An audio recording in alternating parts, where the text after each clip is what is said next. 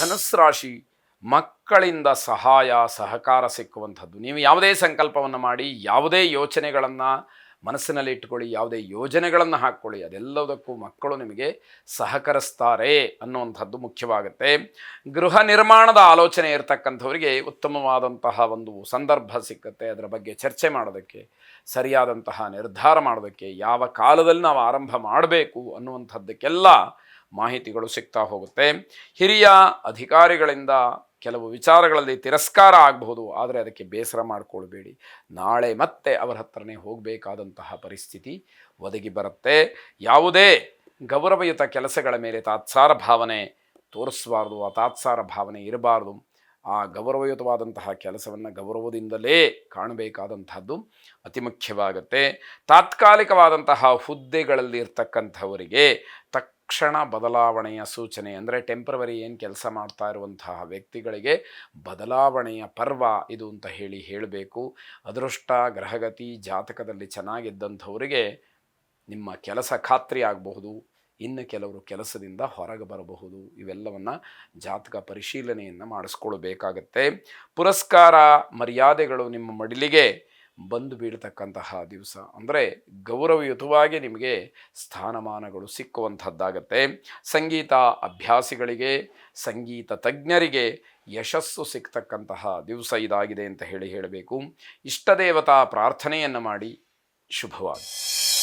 ಮಕರ ರಾಶಿ ಸಾಮಾಜಿಕ ಸೇವೆಗಳಲ್ಲಿ, ಸಾರ್ವಜನಿಕ ಕೆಲಸಗಳಲ್ಲಿ ನೆಪಮಾತ್ರಕ್ಕೆ ಭಾಗಿಗಳಾಗ್ತೀರಿ. ನಿಮ್ಮ ಪಾತ್ರ ಏನೂ ಇರೋದಿಲ್ಲ, ನೀವಿದ್ದೀರಾ ಅಂತ ಕೇಳಿದ್ರೆ ಇದ್ದೀರಿ ಅಷ್ಟೇ, ಆ ರೀತಿಯಲ್ಲಿ ಭಾಗವಹಿಸ್ತೀರಿ.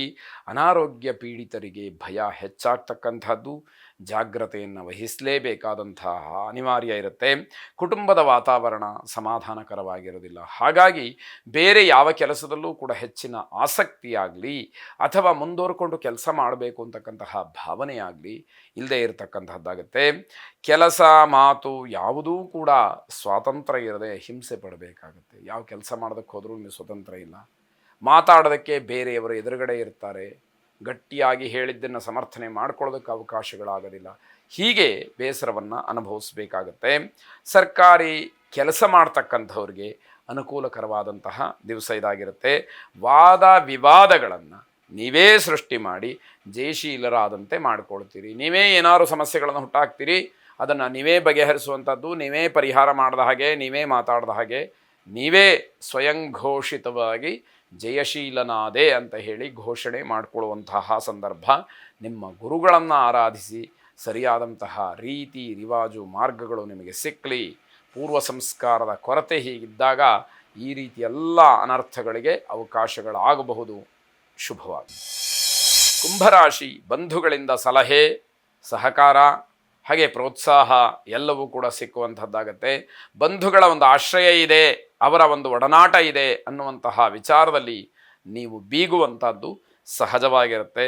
ಸಾಧಕರಿಗೆ ತಮ್ಮ ತಮ್ಮ ಕ್ಷೇತ್ರಗಳಲ್ಲಿ ಮನ್ನಣೆ ಸಿಕ್ಕುವಂತಹ ದಿವಸ ಇದಾಗಿರುತ್ತೆ. ತಾವು ಯಾವ ವಿಷಯದಲ್ಲಿ ಪರಿಣಿತಿಯನ್ನು ಹೊಂದಿದ್ದೀರೋ ಆ ವಿಷಯದಲ್ಲಿ ನಿಮಗೆ ಗೌರವ ಹೆಚ್ಚು ಸಿಕ್ಕುವಂಥದ್ದಾಗಬಹುದು. ಕುಟುಂಬದ ಉನ್ನತಿಯ ಬಗ್ಗೆ ಚಿಂತನೆಯನ್ನು ನಡೆಸ್ತೀರಿ. ಸೋದರ ಮಾವ ಅಥವಾ ತಾಯಿಯ ಅಣ್ಣ ತಮ್ಮ ಅಕ್ಕ ತಂಗಿ ಇವರ ಆರೋಗ್ಯದಲ್ಲಿ ಒಂದಷ್ಟರ ಮಟ್ಟಿಗೆ ವ್ಯತ್ಯಾಸಗಳು ಆಗುವಂತಹ ಸಾಧ್ಯತೆ. ಮೇಲ್ದರ್ಜನೆಯ ಯೋಜನೆಗಳನ್ನು ಹಾಕಿಕೊಳ್ಳೋದಕ್ಕೆ ಇದು ಸದಾವಕಾಶ. ಅಂದರೆ ಯಾವುದೋ ಒಂದು ಉತ್ತಮವಾದಂತಹ ಪ್ಲಾನ್ ಮಾಡಿ ಅದರಂತೆ ನಡ್ಕೊಳ್ಳೋದಕ್ಕೆ ಒಳ್ಳೆಯ ಕಾಲ ಇದು ಅಂತ ಹೇಳಬೇಕು. ಬೇಕಾದಂತಹ ವ್ಯವಸ್ಥೆಯನ್ನು ಕೂಡ ಅದಕ್ಕೆ ನೀವು ಮಾಡ್ಕೊಳ್ತೀರಿ, ಆದರೆ ಸಮಯ ಕೂಡಿ ಬರಬೇಕು ಅನ್ನುವಂಥದ್ದನ್ನು ಇಲ್ಲಿ ಗಮನಿಸಬೇಕಾಗತ್ತೆ. ಅನಿರೀಕ್ಷಿತವಾದಂತಹ ಧನಾಗಮ ಮನಸ್ಸಿಗೆ ಸ್ವಾಭಾವಿಕವಾಗಿ ಸಂತೋಷವನ್ನು ಆಶ್ಚರ್ಯವನ್ನು ಉಂಟು ಮಾಡ್ತಕ್ಕಂಥದ್ದಾಗತ್ತೆ. ಕಲಾವಿದರಿಗೆ ಅಲ್ಪ ಪ್ರೀತಿ ಅಲ್ಪ ಗೌರವ, ಇದರಿಂದ ತುಂಬ ಅಸಮಾಧಾನವಾಗುತ್ತೆ.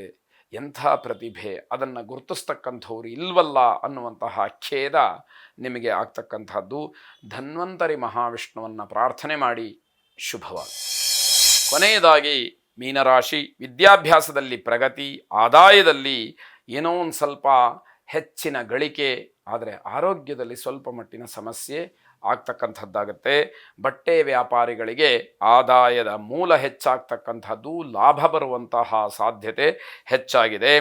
ಮನೋವ್ಯಾಧಿಗೆ ಮದ್ದಿಲ್ಲ ಅನ್ನುವಂಥದ್ದೊಂದು ಗಾದೆ ಮಾತು ಅಥವಾ ನಿರಂತರವಾಗಿ ಹಿರಿಯರು ಬಳಸ್ತಕ್ಕಂತಹ ಮಾತು ಅಂದರೆ ಮಾನಸಿಕವಾಗಿ ಯಾರು ಕುಂಠಿತರಾಗ್ತಾರೆ ಅಂಥವರಿಗೆ ಶರೀರದಲ್ಲಿ ಯಾವುದೇ ರೀತಿಯ ಬದಲಾವಣೆ ಅಂತಕ್ಕಂತಹದ್ದು ಕಾಣೋದಿಲ್ಲ. ಮಾನಸಿಕವಾದಂತಹ ಬಲ ಬಹಳ ಮುಖ್ಯ, ಮನೋಧೈರ್ಯ ಬಹಳ ಮುಖ್ಯವಾಗುತ್ತೆ. ಅದರ ಮೇಲೆ ಎಲ್ಲ ನಮ್ಮ ದಿನನಿತ್ಯದ ವ್ಯವಹಾರಗಳು ಚಟುವಟಿಕೆಗಳು ನಿಂತಿರುತ್ತೆ ಅನ್ನುವಂಥದ್ದು.